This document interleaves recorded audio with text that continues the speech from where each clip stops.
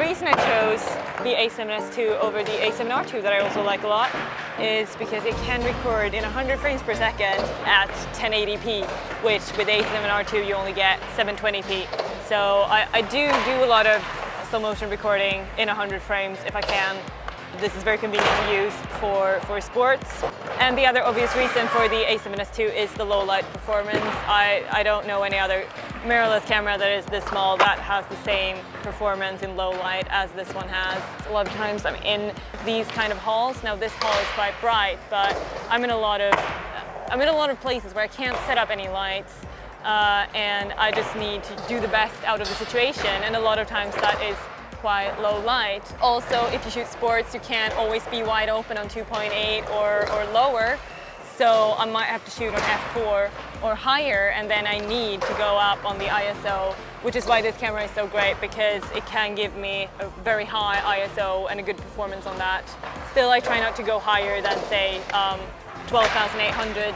I think it still will get noisy, but the fact that I can use ISO on 12,000 I think is just amazing. It gives me S-Log3, which is the picture profile that I choose to shoot on the most. I usually do a grade afterwards on almost everything I do, so I really want to be able to do as much as I can with that, with the footage that I have.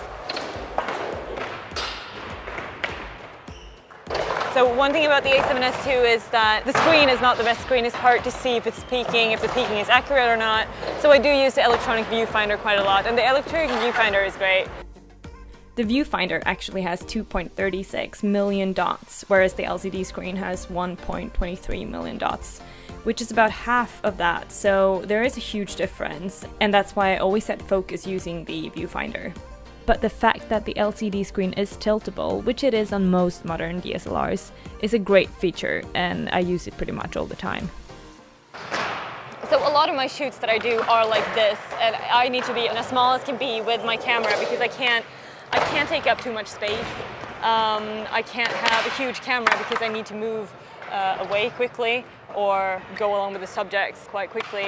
So I need the setup to be as small as possible, and that's why I use a lot of mirrorless cameras, and that's why I really like the a7s II and the a7R2 for that matter. That can sort of give me the quality that I want, but at the same time be really small. I've used the FS5 a lot before, which uses a full frame sensor for all frame rates, so it was a little confusing for me having to rethink and reframe according to what frame rates I use. But the a7s II, so recording in 4K, you'll have a full frame sensor with 24, 25 or 30p, and you can choose if you want your bitrate to be 100 or 60 megabits per second. If you record in HD, your bitrate will be 50 megabits per second, and you can record in 25 or 24, 30 and 60 for NTSC. And your crop factor will be full frame or APS-C, which is 1.5 times the full frame. If you record HD in high speed, which is 100 frames per second for PAL, you will have a windowed crop factor, which is 2.2 times the original full frame. So when recording in 100 frames per second, it is extra important to have a lens with good image stabilization.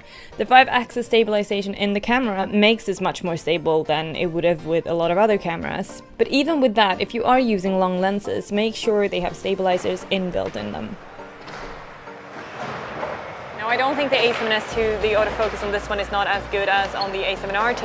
It's all right. It doesn't have the face detection, as many face detection points as the a7R2, but it still works. It's okay, and obviously it works better with native Sony lenses than if you use, even with the Sigma mount adapter and other lenses such as Canon lenses.